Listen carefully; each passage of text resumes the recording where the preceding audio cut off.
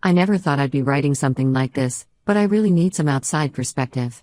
This is about my brother Mark, 37M, his wife Sarah, 34F, their daughter Emily, 14F, and the mess we're all in right now. For context, our family situation was different from most. Our parents died in a car accident when I, 35F, was 15 and Mark was 17. We went to live with our Uncle Tom, 55M now, who was our dad's younger brother. Growing up, Mark was always the charismatic one. He could make friends instantly and was super popular in school. I was more of an introvert who preferred books and studying. Despite our different personalities, we were close because we only had each other after losing our parents.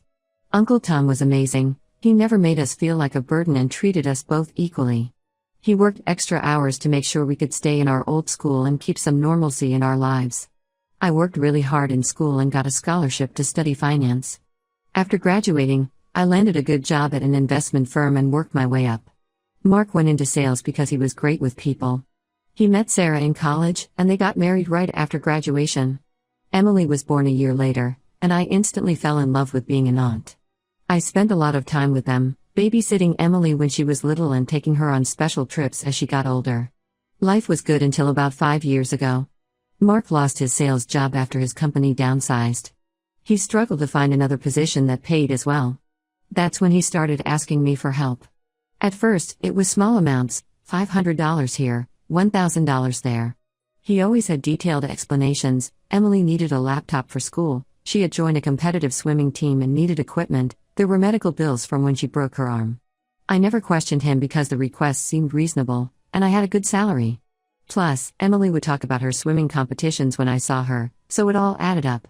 Sarah would thank me for helping with Emily's expenses, though looking back, I realized she was always vague about specifics. The requests got bigger over time. Mark would call late at night, sounding desperate, saying Emily needed emergency dental surgery or had been accepted into a prestigious academic program that required immediate payment. He promised to pay me back once he found a better job. Sometimes he'd send me photos of Emily at what he claimed were swim meets or academic competitions. I probably gave them around $50,000 over 3 years. I dipped into my savings and even took out a personal loan at one point because Mark made it sound like Emily would lose her spot on teams or in programs if payments weren't made immediately. I felt guilty saying no because Emily was my only niece, and I remembered how much it meant when Uncle Tom sacrificed for us. Everything fell apart last year when Sarah emailed me asking to meet privately. She looked terrible, exhausted and stressed. She broke down and told me the truth. Mark had a gambling addiction. He'd been lying about everything. There were no swimming competitions, no academic programs, no medical bills. The photos he sent were from old school events. He'd been using my money to gamble, convinced he could win big and pay everyone back. Sarah showed me bank statements and messages proving Mark's lies. She was filing for divorce and wanted me to know the truth before things got messy. When I confronted Mark, he tried gaslighting me at first, claiming Sarah was lying because she wanted to turn everyone against him. But when I showed him the evidence, he broke down and admitted everything. I was devastated. Not just because of the money, but because he'd used my love for Emily to manipulate me. I cut contact with him immediately. I told him never to ask me for money again and blocked his number. Sarah supported my decision and said she was doing the same once the divorce was final. That was 8 months ago. Last week, Sarah called me out of the blue. She said she got a great job offer in another state, but Emily doesn't want to leave her school and friends. She asked if Emily could live with me during the school year, saying it would only be until she graduates high school. I said no. Emily has been hostile towards me ever since I cut contact with Mark. She posts stuff on social media about how I abandoned them when they needed help most. Mark apparently told her that I refused to help pay for important medical treatments, making her believe her health issues went untreated because of me. She's called me selfish and heartless in family group chats. Sarah got upset when I refused. She said I was punishing Emily for Mark's actions and that Emily would understand once she knew the truth. But I've seen Emily's posts, she actively hates me. I can't take in a teenager who believes I'm some kind of monster, especially when she might be secretly communicating with Mark. Uncle Tom thinks I should reconsider. He reminded me how he took us in despite the challenges of raising 2 teenagers. He says Emily is just a kid who was manipulated by her father, just like I was manipulated by my brother. But I don't think it's the same situation. Taking in a hostile teenager who hates me seems like asking for trouble. I feel terrible for Emily. None of this is her fault, and she suffered enough because of Mark's actions. But I also need to protect my own mental health and living space. Sarah keeps calling, saying I'm her last hope for keeping Emily in her current school. Ida for refusing to take her in? Update 1, it's been 2 weeks since my original post. Thank you everyone for your comments and support. I wish I could say things got better, but they actually got much worse in ways I never expected. Last Thursday evening, I was working late from home when my doorbell rang around 8 p.m. I opened the door to find Emily standing there with a large suitcase and her school backpack. She looked tired and nervous, and my heart dropped when she said Sarah had just dropped her off and left. I was completely shocked because Sarah and I had no agreement about this. In fact, after my last post, I had texted Sarah clearly stating that I couldn't take Emily in. She responded saying she understood but hoped I would change my mind. We hadn't communicated since then. I tried calling Sarah immediately but it went straight to voicemail. I texted her multiple times but got no response. I felt trapped. I couldn't just send a 14-year-old away at night, but I also couldn't believe Sarah had pulled such a stunt. I called Uncle Tom, who said he'd come over right away to help figure things out. While waiting for Uncle Tom, I got Emily settled on the couch with some hot chocolate. She was quiet at first, but then she started crying. Not just regular crying, but deep, body-shaking sobs that made me realize something bigger was going on. I sat down next to her and asked what was really happening. Emily pulled out her phone and showed me weeks of messages between her and Mark. He had been telling her that if she could convince me to let her stay, he would move in too. He promised they could be a family again, saying things like once you're at Aunt's place, I'll come stay too and we can show her how good things could be. He told Emily that Sarah's new job was fake, it was just an excuse to take Emily away from him. The messages got worse. Mark had been feeding Emily all sorts of lies about Sarah. He claimed Sarah was secretly dating someone online and planned to abandon Emily with me so she could start a new life. He told Emily that Sarah had been stealing the child support he supposedly sent, he never sent any. He even convinced Emily that Sarah was planning to move to Europe, not just another state. Emily admitted she'd been helping Mark harass me online because he told her I was hoarding family money that could save their home. She showed me how Mark would tell her what to post on social media about me, promising that if she helped pressure me enough, I'd give them money to fix everything. Around this time, Uncle Tom arrived. While he talked with Emily in the living room, my phone started blowing up with messages from Mark. He must have known about Sarah dropping Emily off because he was sending rapid-fire texts about how this was our chance to heal the family. When I didn't respond, he started calling repeatedly from different numbers. Then things got really scary. Mark's gambling buddies started messaging me on every social media platform. Some messages were pleading, saying Mark was a good guy who deserved another chance. Others were threatening, saying I owed Mark money from childhood that I needed to repay by taking in Emily. A few even found my work email and LinkedIn. It took hours, but we finally got hold of Sarah around midnight. She broke down and admitted everything. There was no job offer in another state. She'd made it up because Mark had started showing up at their house again, and she was desperate to get Emily away from his influence. She thought if she could get Emily to stay with me for a while, she could figure out a more permanent solution. Sarah apologized for dropping Emily off without warning. She said she knew I'd probably send Emily back home if she asked first, but she couldn't handle seeing Mark manipulate Emily anymore. Apparently, he'd started taking Emily to meet his friends, the same people who were now harassing me online. Uncle Tom, being the amazing person he is, offered a solution. He said Sarah and Emily could stay with him until they figure out their next steps. He has plenty of space since his kids are grown, and he lives in the same school district. Sarah agreed immediately. The next morning, as we were helping Sarah and Emily get settled at Uncle Tom's house, we discovered something that made everything even more serious. Emily mentioned that Mark had helped her apply for a credit card for emergencies. Sarah checked Emily's credit report and found 3 credit cards had been opened in Emily's name over the past year. The most recent one was maxed out at $5,000. Sarah is devastated. She's working with the police now on identity theft charges. She also got a temporary restraining order against Mark to protect Emily. Emily is finally starting to see how her dad manipulated her, but she's understandably confused and hurt. I'm staying at Uncle Tom's for a few days to help them get settled. Emily apologized for the things she posted about me online, but I told her it wasn't her fault. She was manipulated by an adult she should have been able to trust. Mark is still trying to contact all of us through different numbers and accounts. His gambling friends have backed off since Sarah mentioned the police involvement. Uncle Tom thinks Mark might have borrowed money from dangerous people using Emily's credit cards. I'm worried about what he might do next, but at least Emily is safe now. I'll update again if anything significant happens. Right now we're focused on supporting Emily and helping Sarah deal with the identity theft situation. The hard part is knowing this is probably just the beginning of a very messy legal battle. Update 2. It's been a month since my last update, and we've uncovered so much more than we ever expected.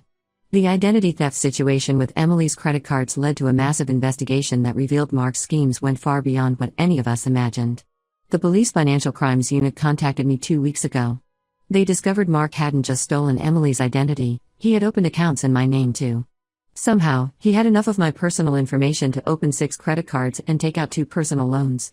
I had no idea until the detective showed me the documentation. The total fraud in my name was over $70,000. When they dug deeper, they found Mark had also stolen Uncle Tom's identity. He had used Uncle Tom's information to co-sign for a car and take out a business loan. Uncle Tom only discovered this when the bank called about missed payments.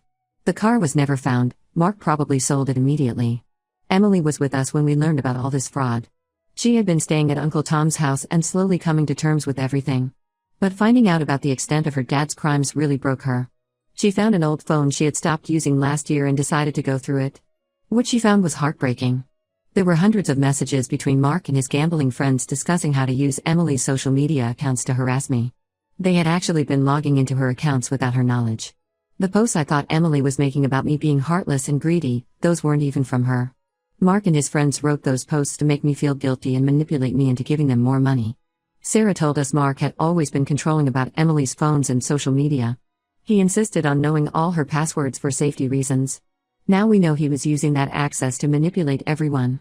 Emily was horrified to learn how her dad had used her to hurt me. The day after we discovered all this, Emily asked to talk to me privately. She showed up at my apartment with tears in her eyes and a handwritten letter. She apologized for everything, not just the social media posts she actually made, but for believing her dad's lies about me.